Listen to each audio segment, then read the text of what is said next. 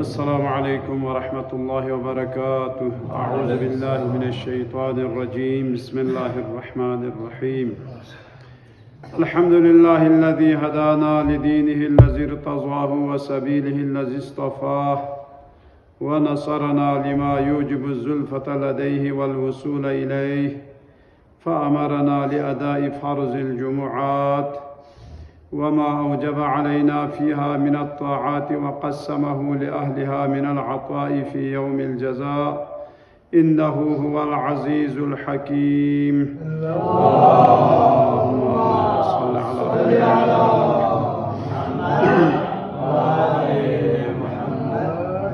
محمد. أما بعد، قال مولانا الإمام الرضا عليه الصلاة والسلام: 7 أشياء من الاستهزاء: من استغفر بلسانه ولم يندم بقلبه فقد استهزأ بنفسه، ومن سأل الله التوفيق ولم يجهد فقد استهزأ بنفسه، ومن سأل الله الجنة ولم يصبر على الشدائد فقد استهزأ بنفسه، ومن تعوذ بالله من النار ولم يترك الشهوات فقد استهزأ بنفسه، ومن ذكر الموت ولم يستعد له فقد استهزأ بنفسه، ومن ذكر الله تعالى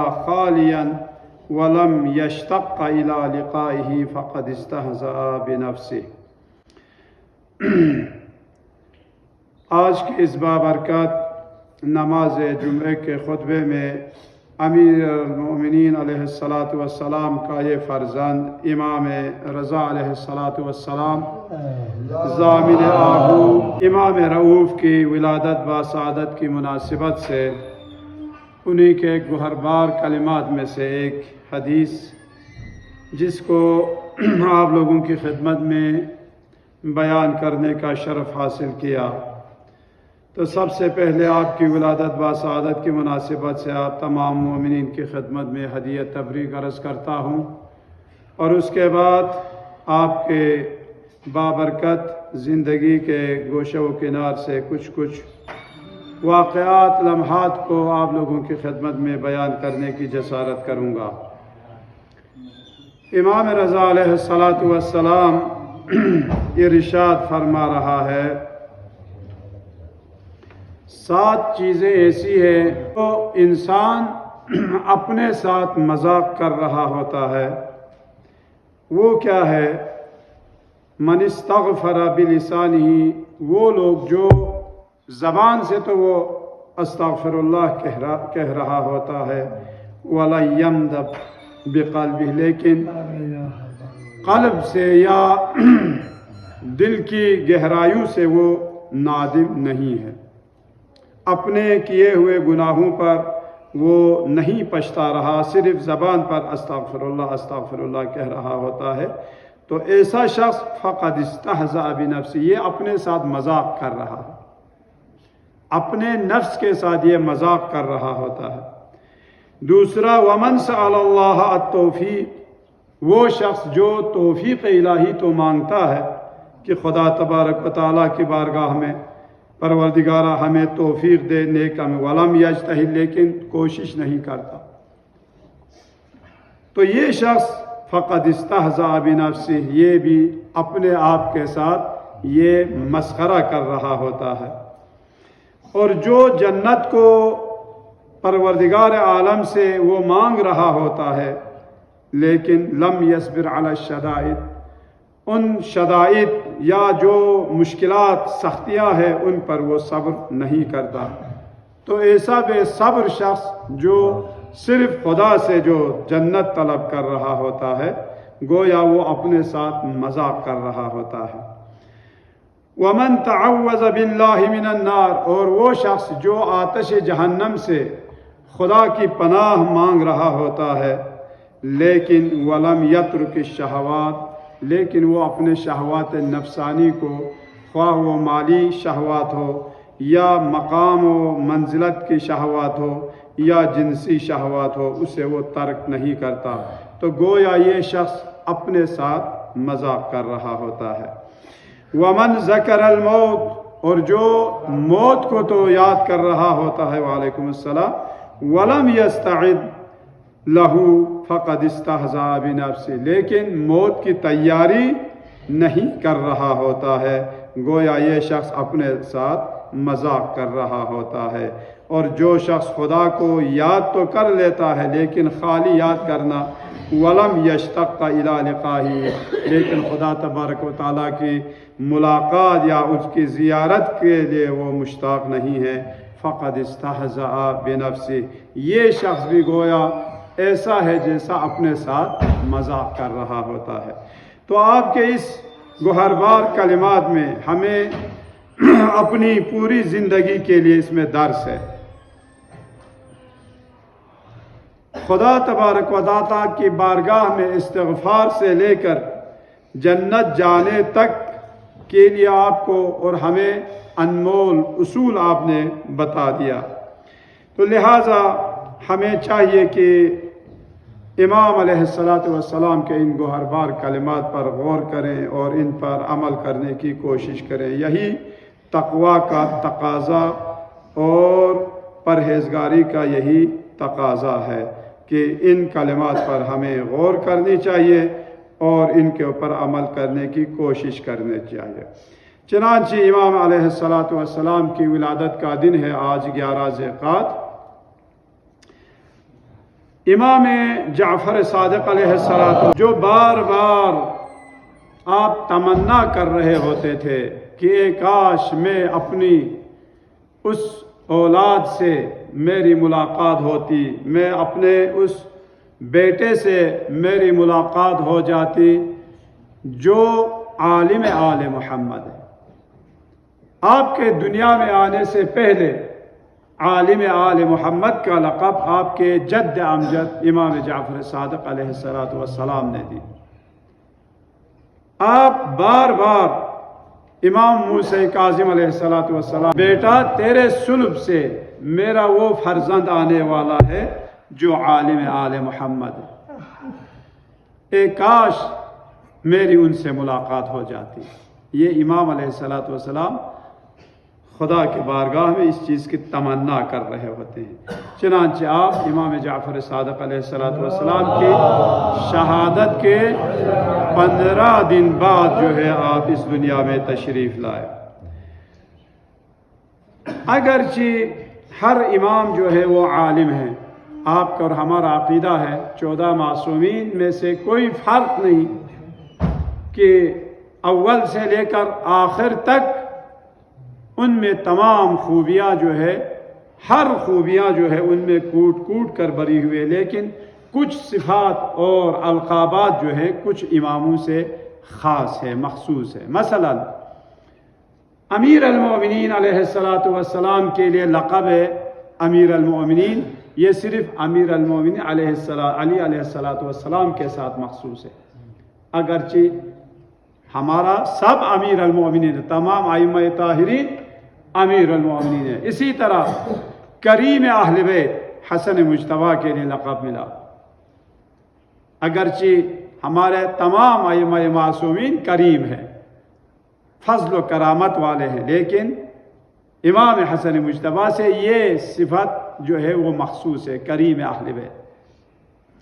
اسی طرح سید الشہداء، اکثر و بیشتر ہمارے ائمہ طاہرین شہید ہیں، لیکن سید الشہداء صرف امام حسین علیہ السلام کے لیے مخصوص ہے۔ اسی طرح باب الحوائج، ہمارا اور آپ کا عقیدہ ہے کہ ہر امام جو ہے وہ باب الحوائج ہے، ہر معصوم باب الحوائج ہے، ان کے در پر جھک کر آپ اور ہم اپنے تمام حوائج شرعیہ کو آپ اور ہم مانگ سکتے ہیں، لیکن امام موسیٰ کاظم علیہ السلام کے ساتھ یہ القابات کے ساتھ مخصوص ہے۔ اسی طرح عالم آل محمد جو ہے یہ خود امام رضا علیہ السلام کے ساتھ مخصوص ہے۔ کیوں؟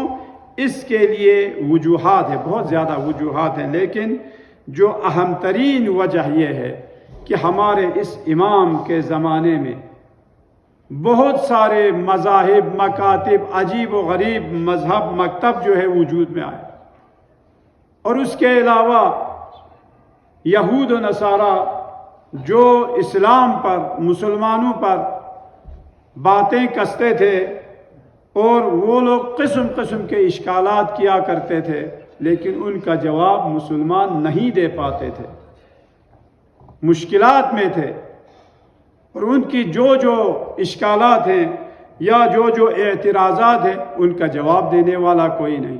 عالم آل محمد اس لیے کہا گیا کہ تمام اشکالات اور شکوک و شبہات کا جواب آپ نے اس طرح سے دیا کہ اسلام کا اسلام علوم محمد آل محمد کو پوری دنیا میں، خواہ وہ مکاتب جو گزشتہ مکاتب ہو یا آئندہ آنے والے مکاتب، اور سب پر عیاں کر دیا کہ علوم آل محمد کو انہوں نے شگافتہ کیا، جس طرح امام محمد باقر علیہ الصلوۃ والسلام نے شگافتہ کیا۔ آپ کا اسم مبارک رضا ہے۔ جب کسی نے سوال کیا امام محمد تقی علیہ الصلوۃ والسلام، فرزند رسول، بعض لوگ کہتے ہیں کہ آپ کے بابا کو رضا اس لیے کہا گیا کہ آپ کے بابا نے مامون الرشید، اس کی حکومت اور اس کی خلافت کو انہوں نے قبول کیا۔ تو آپ نے فرمایا خدا کی قسم وہ لوگ غلط کہہ رہے، جھوٹ بول رہے، یہ ان کی دشمنی ہے اہل بیت اطہار کے ساتھ جو اظہار کر رہی ہے، لیکن میرے بابا کو رضا خدا تبارک و تعالیٰ کی طرف سے یہ لقب ملا ہے، اور میرے بابا پر اپنے تمام دوستوں کے علاوہ دشمن بھی راضی تھے، یعنی یہ کسی بھی ائمہ طاہرین میں سے کسی کو یہ نصیب نہیں ہوئی کہ جس پر دشمن بھی راضی ہو، لیکن میرے بابا پر دشمن بھی راضی تھے۔ کیوں؟ اس لیے کہ ان کے تمام مشکلات کو اس امام نے حل کر دیا۔ علیکم السلام ورحمۃ اللہ وبرکاتہ۔ لہٰذا آپ کو رضا کا لقب ملا ہے۔ آپ کی طرز زندگی امام علیہ السلام مختصراً شیخ صدوق رحمۃ اللہ علیہ نے ابراہیم بن عباس سے نقل کی ہے کہ کبھی امام رضا علیہ السلام تند کلامی نہیں کرتے تھے، غصے میں کبھی نہیں آتے تھے، اور کبھی دوسرے کی بات نہیں کاٹتے تھے۔ جب دوسرے کی بات تمام ہو جاتی اس کے بعد جو ہے آپ یعنی اپنی بات شروع کرتے۔ کسی کے سامنے پاؤں پھیلا کر کبھی نہیں بیٹھے، کبھی دربار میں تکیہ لگا کر، ٹیک لگا کر نہیں بیٹھے تاکہ لوگوں کی بے احترامی نہ ہو۔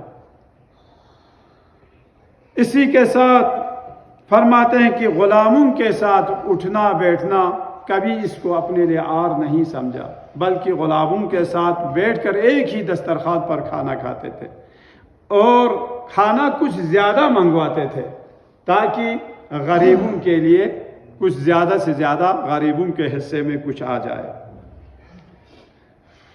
راتوں کو آپ کم سوتے، اور مہینے کی پہلی تاریخ، آخری تاریخ اور درمیانی تاریخ کو آپ روزہ رکھتے، معمولی کپڑے پہنتے، اندر سے معمولی کپڑے پہنتے تھے، لیکن باہر جو ہے تاکہ لوگ یہ نہ کہے کہ یہ شیعوں کا امام غریب ہے، فقیر ہے، مسکین ہے۔ وقت کے نزاکت کو دیکھ کر لباس اوپر سے اچھا لباس پہنتے، لیکن اندر سے یعنی بوسیدہ لباس پہنتے تھے، تاکہ اپنے نفس کے لیے کہ وہ یاد کرائے کہ یعنی کبھی غرور اور تکبر میں مبتلا نہ ہو۔ اور مساکین پر احسان کرنا یہ آپ کی سیرت میں بہت زیادہ ملتی ہے۔ ابھی کسی غریب غربا کو کچھ کھانا کھلاتے یا ان کو کپڑے پہناتے، اور ان کو جب کھانا دینے کے بعد یہ اس آیت کی تلاوت کیا کرتے تھے، فَلَقْتَحَمَ الْعَقَبَةَ وَمَا أَدْرَاكَ مَا الْعَقَبَةُ فَكُّ رَقَبَةٍ أَوْ إِطْعَامٌ فِي يَوْمٍ ذِي مَسْغَبَةٍ يَتِيمًا ذَا مَقْرَبَةٍ أَوْ مِسْكِينًا ذَا مَتْرَبَةٍ۔ اس کے بعد فرمایا خدا جانتا ہے کہ ہر شخص غلام افراد کو آزاد کرنے پر قادر نہیں، لہذا ان کے لیے دوسرا راستہ اللہ تبارک و تعالیٰ نے کھول رکھا ہے۔ وہ کیا ہے؟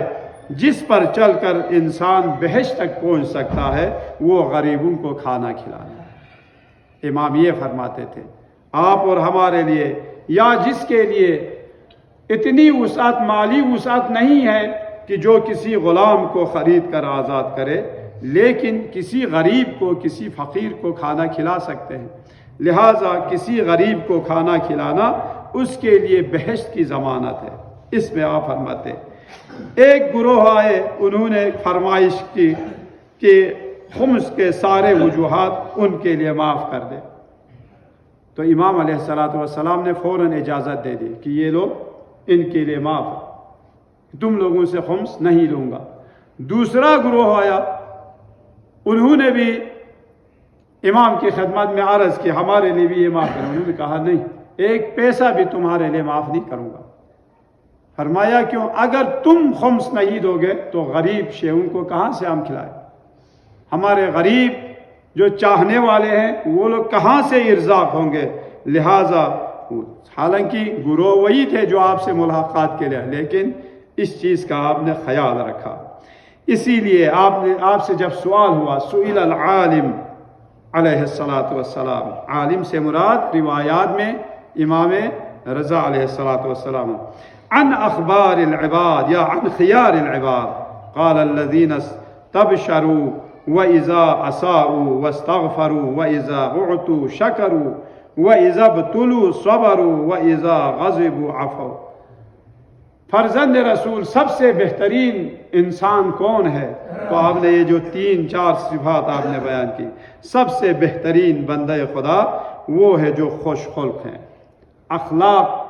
اخلاق سے پیش آئے لوگوں کے ساتھ۔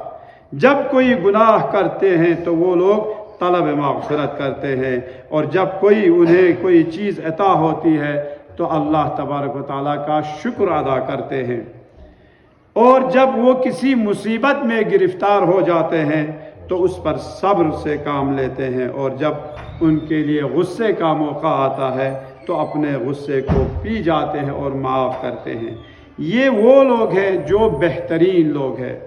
اور اسی طرح فرمایا احرصوا علی قضاء حوائج المؤمنین، لوگو تم لوگ جلدی کرو، مؤمنین کے حاجات کو پوری کرنے کی کوشش کرو زیادہ سے زیادہ۔ وادخال السرور علیہم، اور ان کے دلوں میں سرور اور خوشی جو ہے تم ڈھالنے کی کوشش کرو۔ ودفع المکروہ، اور ان سے جو مشکلات ہیں، ان کی جو سختیاں ہیں، ان کو دور کرنے کی کوشش کرو۔ کیوں؟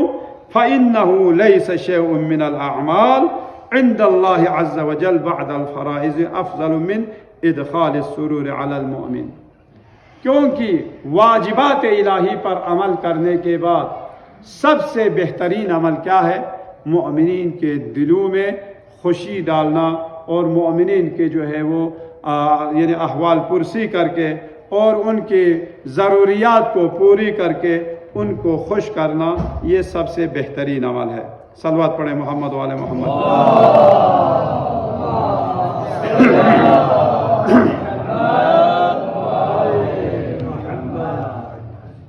عالم آل محمد کہنے کے جو موارد ہیں اس میں سے کچھ آپ کے مناظرات بہت ہیں، جتنے آپ نے مناظرات کیے ہیں۔ راوی کہتا ہے کہ میں نے امام علیہ السلام نے جتنے سوالات کا جواب دیے، آپ نے جو مختلف اشکالات یہودیوں کی طرف سے، مسیحیوں کی طرف سے، جو بھی جتنے بھی سوالات ہیں دہریوں کی وجہ سے، بے دین لامذہب لوگوں کی طرف سے جو اشکالات انہوں نے کیے، ان سب کا جو آپ نے خط لکھا، نامہ لکھا، وہ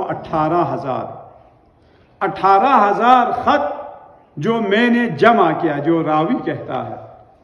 تو انہی میں سے ایک شخص جو عیسائی ہے، عالم ہے، ان عیسائیوں کا جاسلے نام ہے، اس نے کہا، اس نے ایک اشکال کی، اس اشکال کا کوئی بھی مسلمان جواب نہیں دے پا رہے تھے۔ انہوں نے کہا دیکھ لو، میں 3 سوال کرتا ہوں۔ سب سے پہلا سوال یہ ہے کہ اجماع جن کا، یعنی تمام امتوں کا جو ہے اجماع جس پر ہو، وہ کیا ہے؟ کون ہے؟ حضرت عیسیٰ مسیح۔ عیسیٰ مسیح کو ہم مسیحی لوگ بھی مانتے ہیں اور تم مسلمان بھی مانتے ہیں،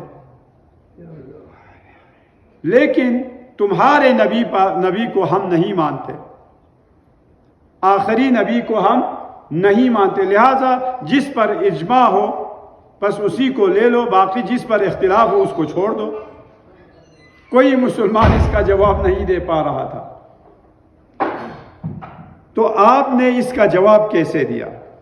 آپ نے فرمایا جی ہم بھی مانتے ہیں اجماع ہونا ضروری ہے، لیکن اجماع میں معصوم کا ہونا شرط ہے، ورنہ ایک بات پر جو ہے سارے جاہل لوگ جمع ہو جائے تو کیا اس بات کو ہم قبول کریں گے؟ نہیں، بلکہ معصوم ہونا۔ اور ہمارا عقیدہ ہے کہ حضرت عیسیٰ علیہ السلام جو کلمت اللہ ہے اور خدا کا خلیفۃ اللہ ہے، اسے ہم مانتے ہیں اور وہ معصوم ہے، لیکن وہ اس میں شامل نہیں ہے۔ جس پر تمہارا عقیدہ ہے اس عیسیٰ کو ہم نہیں مانتے، لیکن ہم اس عیسیٰ کو مانتے ہیں جس نے تورات و انجیل میں ہمارے آنے والے یعنی آخری نبی کا جو ہے انہوں نے بشارت دی ہے۔ کیا فرمایا؟ وَإِذْ قَالَ عِيسَى ابْنُ مَرْيَمَ يَا بَنِي إِسْرَائِيلَ إِنِّي رَسُولُ اللَّهِ إِلَيْكُمْ مُصَدِّقًا لِمَا بَيْنَ يَدَيَّ مِنَ التَّوْرَاةِ وَمُبَشِّرًا بِرَسُولٍ يَأْتِي مِن بَعْدِي اسْمُهُ أَحْمَدُ۔ صلوات پڑھے محمد۔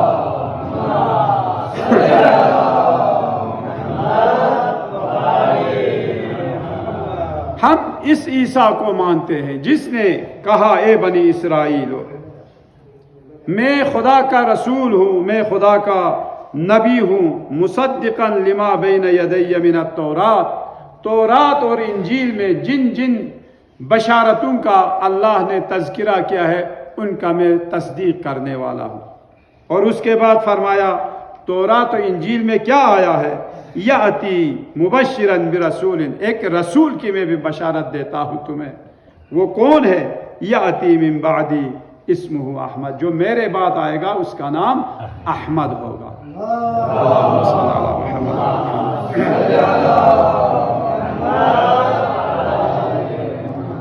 ہم اس عیسیٰ کو مانتے ہیں، لیکن تم جس عیسیٰ کو مانتے ہیں ہم اس عیسیٰ کو نہیں۔ وہ کو کیا مانتے ہیں؟ حضرت عیسیٰ کو خدا کا بیٹا مانتے ہیں۔ جس طرح وہ مسیحی اگر وہ عبادت کرتے ہیں، عبادتوں میں مثلا اس طرح کوئی اشارہ کرتے ہیں، وہ تین خداؤں کا وہ قائل ہے، تین خداؤں کا قائل ہے، ہم اس عیسیٰ کو نہیں مانتے، لہٰذا تمہارے اس اجماع کا کوئی فائدہ نہیں۔ دوسرا سوال اس نے کیا استصحاب۔ استصحاب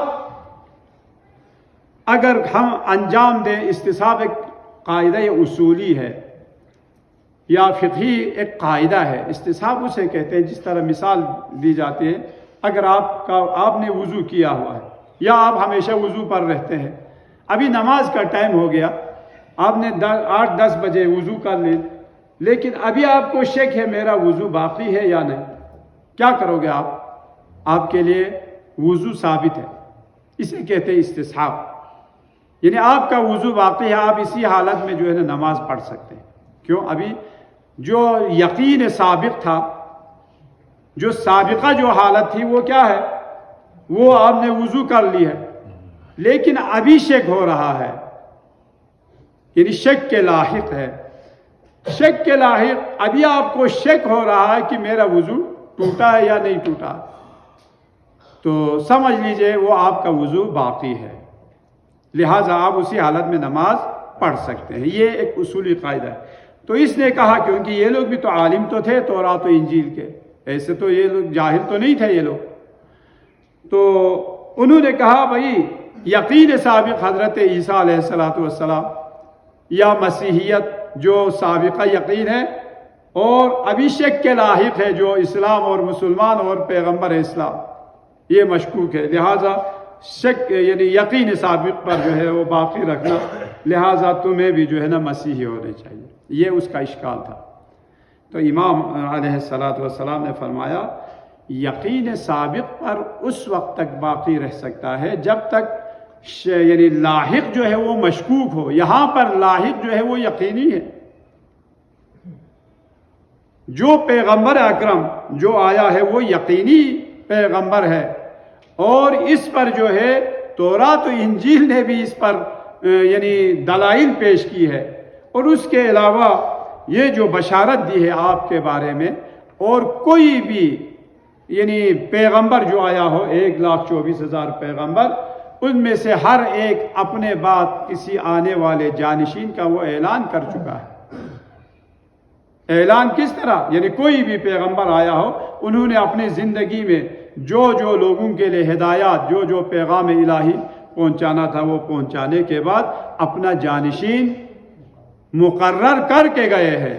لہذا ہمارے نبی نے 23 سالہ زندگی میں تمام احکام اسلامی کو ہم تک پہنچانے کے بعد اللہ تبارک و تعالیٰ نے ان کے لیے الیوم اکملت لکم دینکم واتممت علیکم نعمتی ورضیت لکم الاسلام دینا کی سند عطا کی ہے۔ لہٰذا یہ شک کے لاحق نہیں ہے، یہ جو لاحق ہے وہ یقینی ہے۔